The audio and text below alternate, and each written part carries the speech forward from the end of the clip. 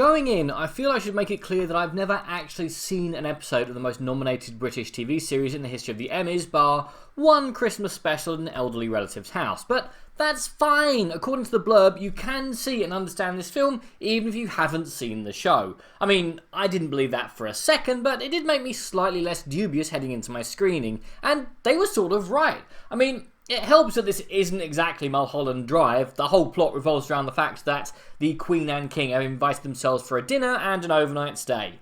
That's it. That's the central plot around which everything else revolves.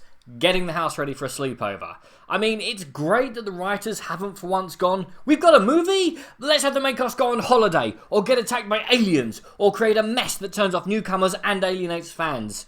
Instead, they've created an episode that feels like a season finale where the writers are about 80% sure that they're going to get renewed, so they've left a few threads dangling to develop next season, but if that doesn't happen, then the audience will leave satisfied.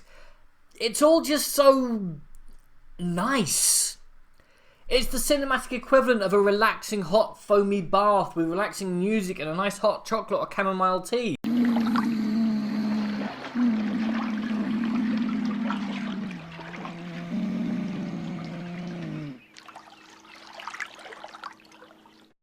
I mean, there are lots of plots and characters here, to such an extent that at times I had trouble telling who was doing what and why they were doing it. I mean, 2 or 3 threads could have been removed at no cost of the central plot, of the stress of putting up with a couple of guests that you weren't expecting, which, I will remind you, is the central idea of this cinematic experience. But it feels wrong somehow to criticise this film, and it has a lot of flaws with it. It comes to a perfectly natural end and then keeps going for about another 20 minutes. I get a feeling that my mother, who loves this show, got a lot more out of it than I did, which is to be expected. The show ran for years. But through some slightly clunky dialogue at the start, I had a fair idea of who was who and what their character trait was. At the start, after about 20 minutes, I felt like I should have taken more notes, as everyone was starting to sort of blur into each other. I mean, it looks gorgeous, but then, so I'm informed, did the show. The casting is flawless, with most of the cast reprising their roles, and the newcomers being from the highest tiers of British acting and fitting in perfectly. Sadly though, with such a huge cast, no one really gets a moment to shine, or develop, or really be used in any meaningful way. This whole film is overstuffed in a way that we're not so calming.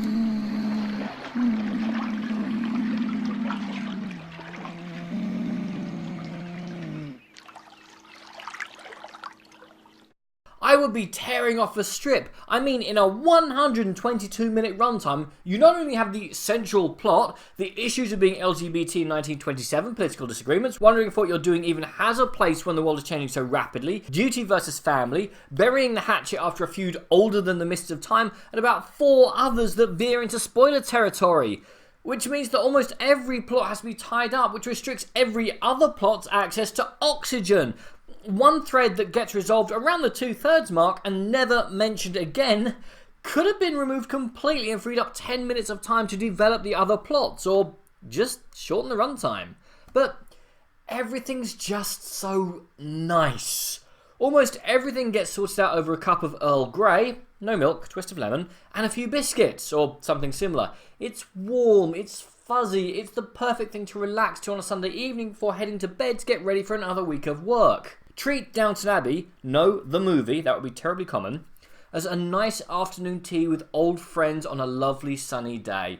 It's to be enjoyed, and it's always nice to reheat old memories and see what's changed, but after you get home, you probably won't think of it again beyond a nice afterglow. So, if nothing else is on, and you just want to chill out and relax in a nice warm bath of nostalgia for a couple of hours, yeah, check this out. Otherwise, just don't bother. But what did you guys think, and what's your favourite historical movie? Comment below, let me know. I'm Daniel, it's been a dunking. If you've enjoyed this video, please like, share, and subscribe.